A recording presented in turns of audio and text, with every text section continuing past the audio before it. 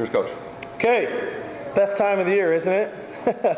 It's hard. The hardest part of college football is reading and watching about what's going on in the NFL and their training camps opening before ours, or when a few of the teams in college football get to open their camps a couple days before you do, you start getting antsy and excited and you want to get going. And I really think that that's where this team is at.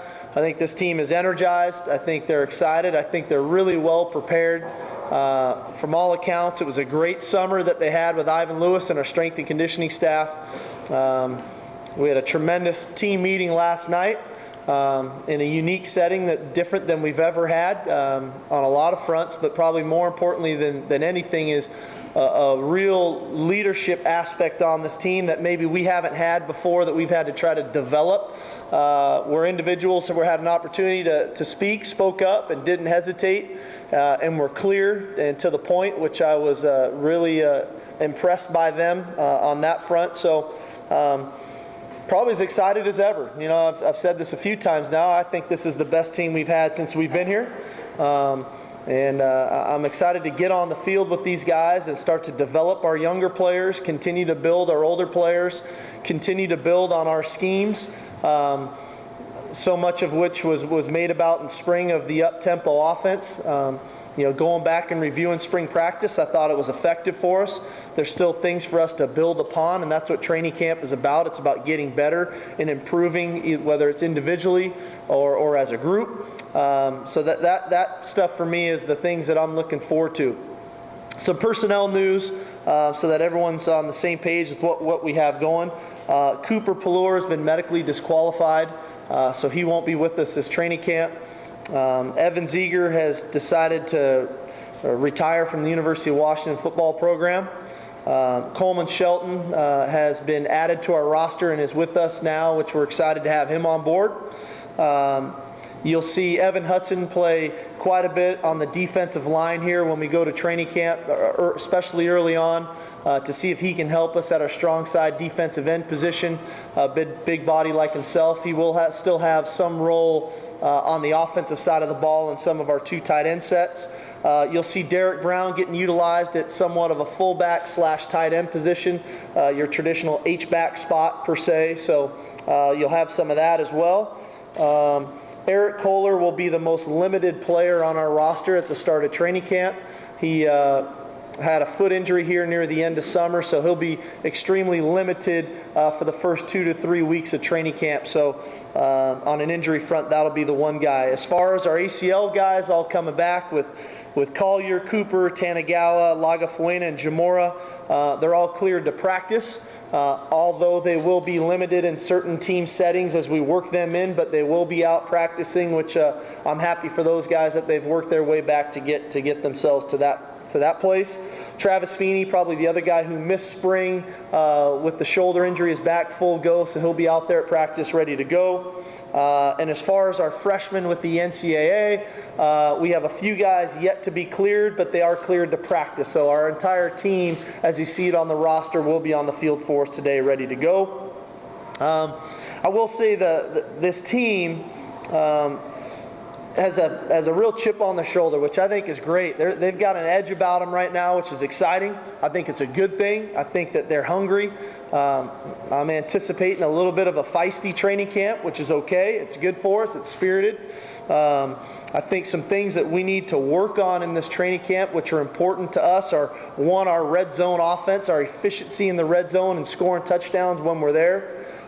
Finding the continuity up front with the offensive line is another issue for us that we need to get resolved. Who's going to be our starting four in the back end and the secondary, and replacing two seniors that left, Justin Glenn and Desmond Trufant. So that is something I'll be excited to watch. Who's going to be that guy behind Bishop Sankey? Is Dwayne Washington going to continue down this road that he's been on of carrying the football and impressing everybody? Are Collier and Cooper going to find their way back? Is Ryan McDaniel going to find his way into the mix? Will Kendall Taylor be back there? So those types of things to continue to see.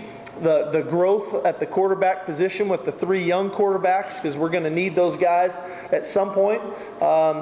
And then ultimately excited to watch Keith Price play again, you know, and to see all the hard work that he's put in to actually get back on the field with him, to watch him do those things. And then from a special team standpoint, really working on our return game, because I think we have the personnel in place to be a dynamic return team. And now to implement those schemes, to allow those guys to go to work, is something that I'm really looking forward to as well. And probably the biggest thing is today at 2:30, we're going to be back in Husky Stadium practicing, which I'm jacked about. And I know our team's excited about. You know, as I've said before, it's the best venue in college football. And for us to be back in that field, on that field, working out, I think is inspiring for a lot of our guys in the summer. I think there'll be a little bit of excitement when we take the field just because of that. And we need to get back comfortable in that stadium so that we're not looking around and looking up at the Jumbotron and the luxury suites and things, and focusing on what's right in front of us the next play. So a lot of cool things to look forward to in this training camp. It's great to be back, excited to be back, and looking forward to the 2013 season. Shaq on special teams, possibilities? You know what I'm pumped about, Softy, is that you asked me something other than what I totally thought everybody else would ask me about as the first question. So you, if you were on, what's that show on ESPN where you get points for saying something good? You'd get big points for that. Shaq, on special teams. She's one of our best players, quite honestly, and I think he'll be even better in his second year. You know, we're going to have to monitor it closely. I think the easy thing is to say, hey, we're going to put Shaq back on every kickoff return. Well, so much is dependent upon what happened the previous drive. How much was he on the field? How many plays was he on the field? So we want to use him. We'll just have to monitor it closely. There you go. That's more like it. And I've said this, and I'll continue to say this. I've made a decision. I know what we're going to do. We're going to keep it internal. And I will say that I've been impressed with both of these guys and everything that we've asked them to do. They continue to work. They continue to impress me in how they've handled it, in the mature fashion that they've handled it. But we're going to keep it internal, just like we keep all of our disciplinary actions internal. And so I feel good about what we're doing. I go to sleep at night feeling good about what we're doing. And these guys will be back practicing with us today. And I think when you guys get the opportunity to talk to them, you'll have an idea about what I'm speaking about, maturity in which they're handling it. And I think they'll handle it with first class. Do you feel like it comes across as a gamesmanship move by not? Not at all. This has nothing to do with gamesmanship. This is how we deal with all of our disciplinary actions on our football team. And I've never once stood in front of you guys to ever disclose if a guy's going to start, not start, if a guy's going to play or not play from a disciplinary standpoint. I've never once told you how many community service hours any of our players have ever done, or how many gassers they've ever had to run, or what time they've had to wake up and meet me in the morning. This has been no different than any other disciplinary action that we've had in 5 years. You talk about the turnover from last season, this season, because we've lost 9 players for different reasons, either dismissed, injuries, retirement. Can you just talk about how much turnover was bad, and does that even affect anything? You know, I focus on the guys we have, and that, I owe it to them. You know, we have 105 guys in this team. I'm focused on them and getting them better. I can't sit around and worry about the guys that have defected for a variety of reasons. Obviously, the ones that are injured, like the Cooper Palours, we'll continue to rehab them to get them as healthy as possible. But the ones that chose to leave, they chose to leave for a variety of reasons, and wish them luck and move forward. But I've got to focus on the players that I go and stand in front of every day in our team meeting room.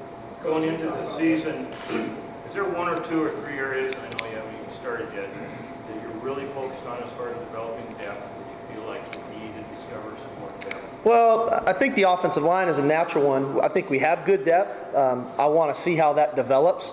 I think in the secondary is key for us. We want to find our 4 guys, but who are the others that are going to step in there and play?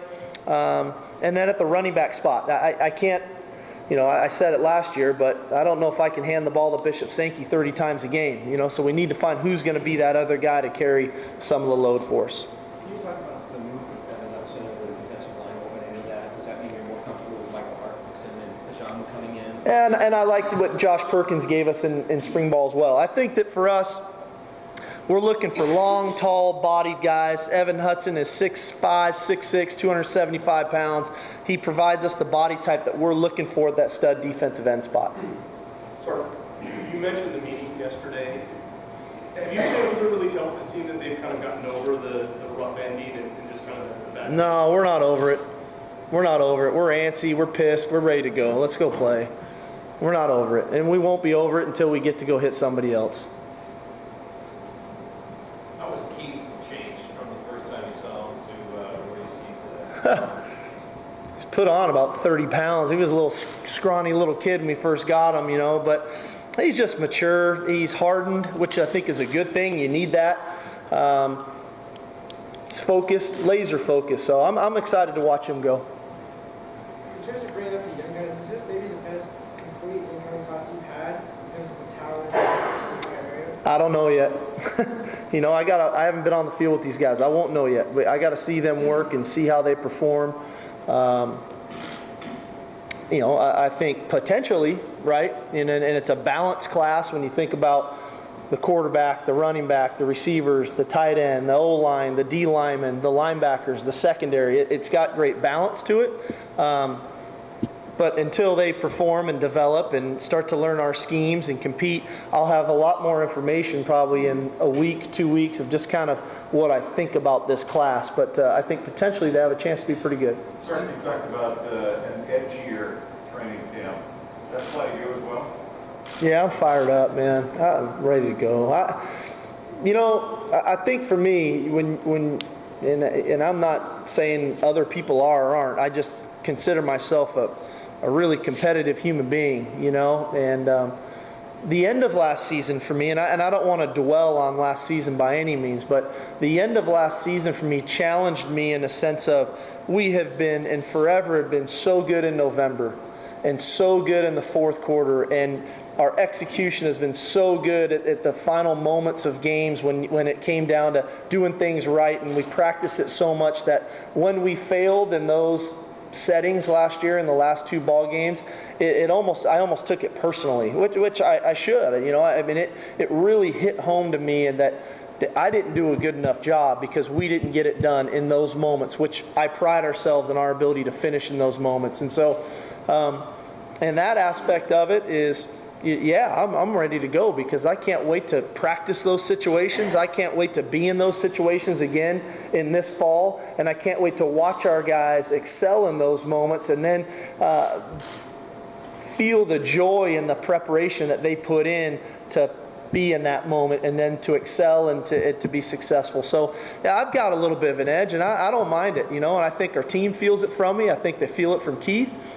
I think they feel it from our seniors who came here to win a championship, and now all of a sudden it's great that we've been to 3 consecutive bowl games. It's great that we've been 11-2 at home over the last 2 years, but right now, what's next? You know, we want more than that, and I think we'll achieve it.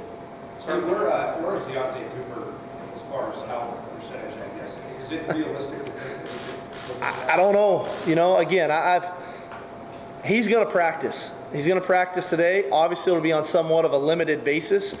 And then I'll be able to tell. You know, I don't get to be out with our guys in the summer. I don't get to watch them go through workouts with our strength and conditioning staff. So, again, I'll be better served to answer those types of questions about our players and where they're at health-wise, or what our freshmen look like, things of that nature, when I get a chance to see them. And it's hard for me to answer that yet. Now, maybe I'll have more answers for you after practice, quite honestly, about what they look like to me.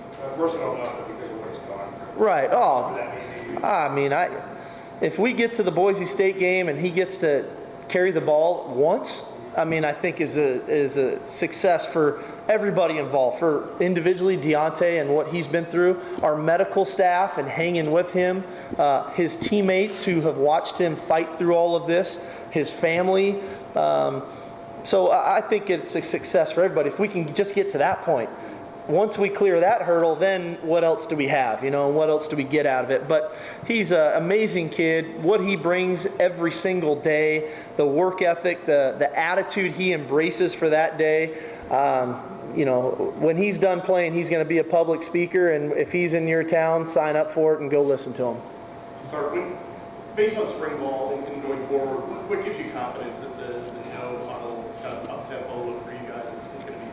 Well, I think it was effective for us in minimizing the paralysis by analysis aspect of it for the quarterback. I think that it allowed him just to go play the game in a setting that he's comfortable in, which is where he's a more spontaneous, reactive type player and not over-analytical. I think it helps the play caller, which happens to be me, not overanalyze things and just go with the feel of the game of what's needed. I think it helps us in the red zone with our playmakers to give them more opportunities to make plays in the red zone. But there's work to be done. We're not a finished product there yet. And again, that's what training camp's all about.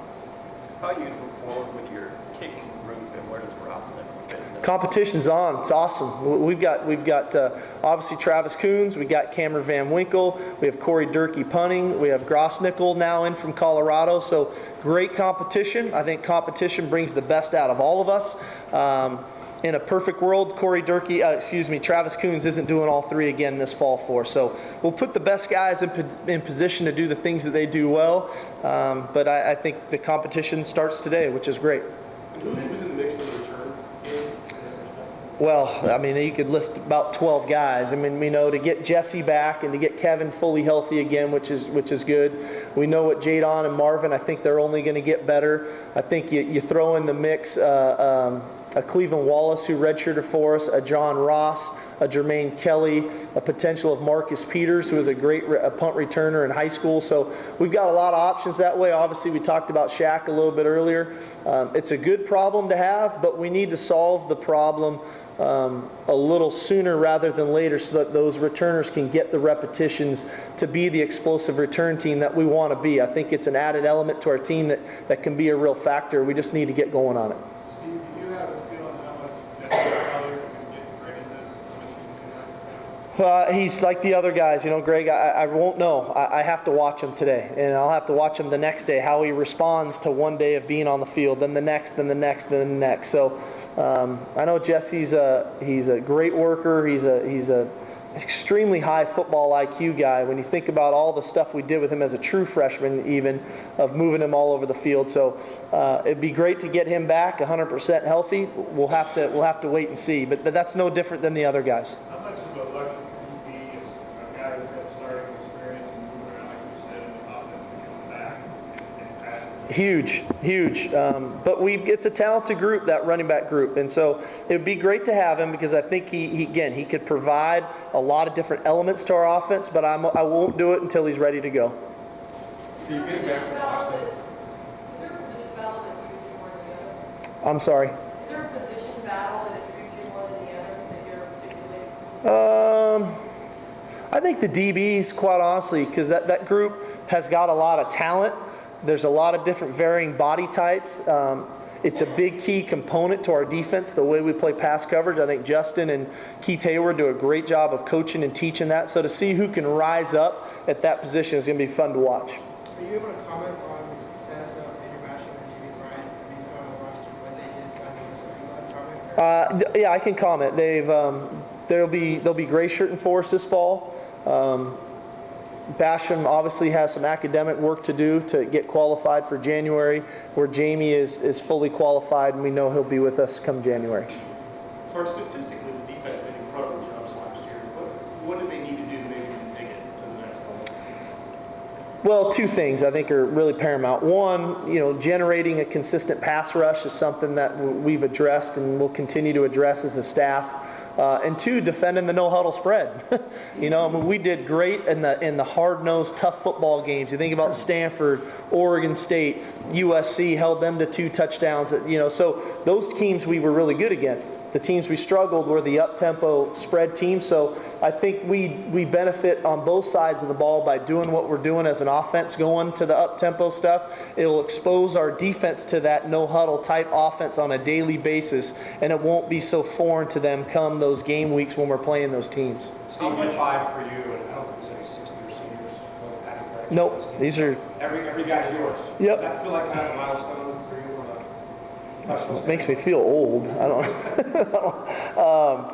No, it felt good in the team meeting last night to know that when I spoke to these guys, I sat in every one of their living rooms and I looked in every one of those parents' eyes, and so that part is great. That I really feel connected to this group, and in turn, I think it's the same way in return. And there's a lot of open conversation, a lot of trust, which is a good thing.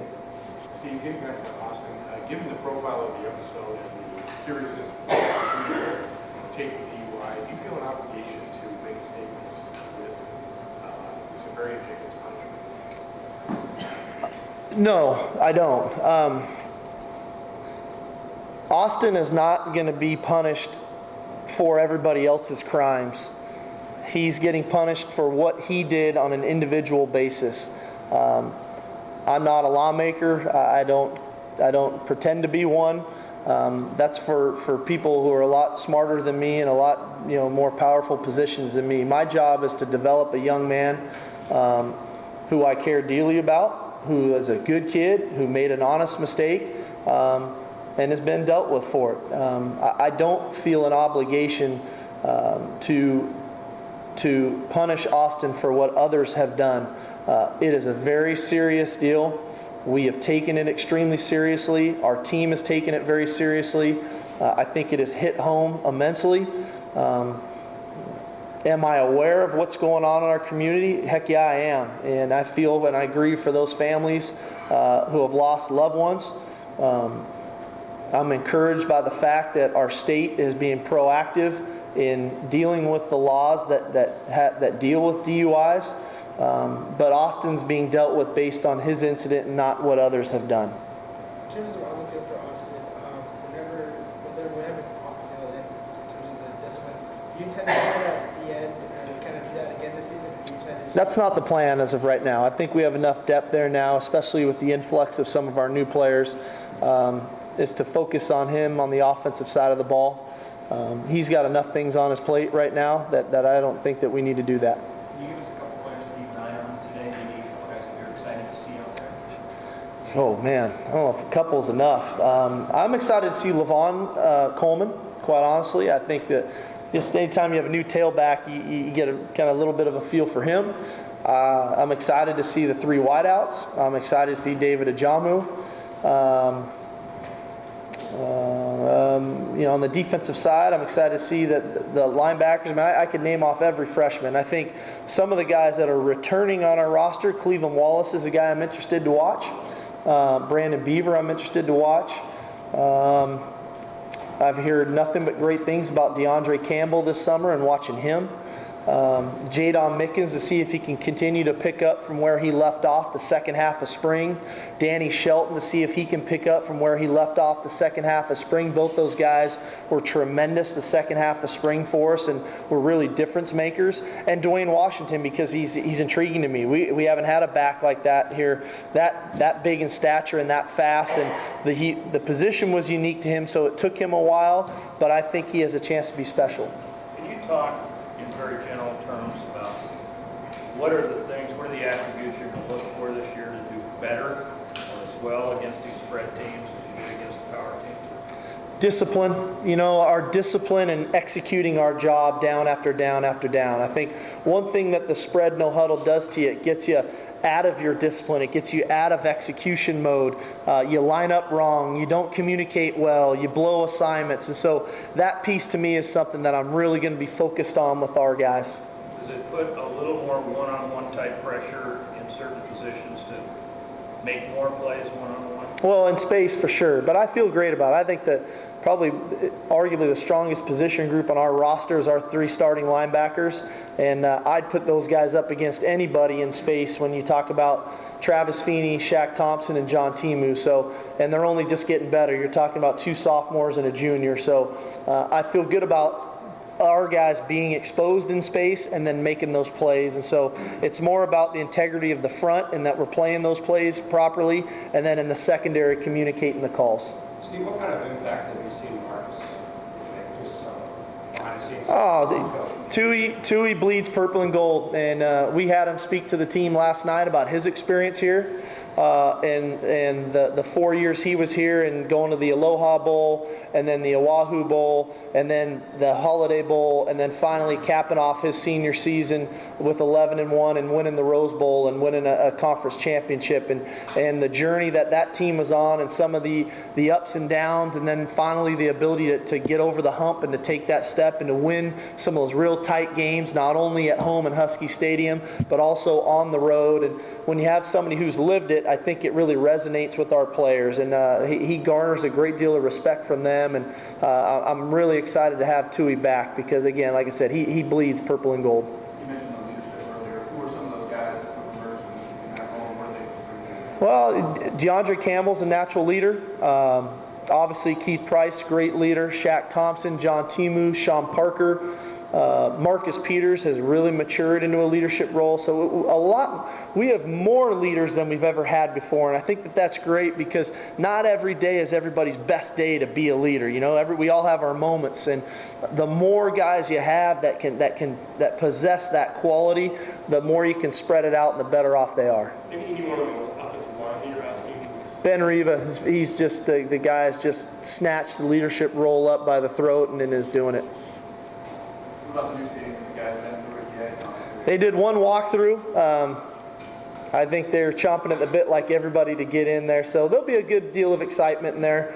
There's some days of practice when the guys come in and they get there, a few minutes before the first horn blows. I just have a little inkling that they're all going to get there pretty early today to get in there to warm up. How much is the new stadium going to cause you to tweak your game day process? Hopefully not too much. Hopefully we've got a pretty good routine and regiment. We get back to doing the dog walk, which is cool for us and exciting, but hopefully not too much. And what I'm hopeful for is that we can bottle up our home game day regiment and routine, throw it in a jar with our energy, our enthusiasm, our temperament, our execution, our focus, our relentlessness, and our enthusiasm, and throw it in a jar and take it with us on the road too, and open it up when we go to Soldier Field or Stanford or Oregon State. That's something we'll be really focused on this training camp, that it doesn't matter where we go, it doesn't matter what time we play, it doesn't matter who it is across from us, we only know one way to play. Besides the Boise game, is there any game on that schedule that you kind of circle or? No, quite honestly, no. I just want to win that one to start, and then we'll worry about the rest. But I'm not even thinking about the Boise game, Softy, quite honestly. I want today's practice to be the best first practice we've ever had. Can you talk about expectations? You're starting to see what fans maybe a little frustrated with 7-6. How high and what's fair for expectations for this year? I expect us to be a good team. I'm hopeful that our record at the end of the season is indicative of the football team that we have, because I don't think that happened the last couple years. I think that we were better than our record. Unfortunately, we finished 7-6, and so that's who we are. So I'm hopeful by the end of the season that as this team develops and plays the way I think we're capable of, that our record is indicative of how good this team is. All right, everybody. Thanks a lot. Thank you, guys. Some players.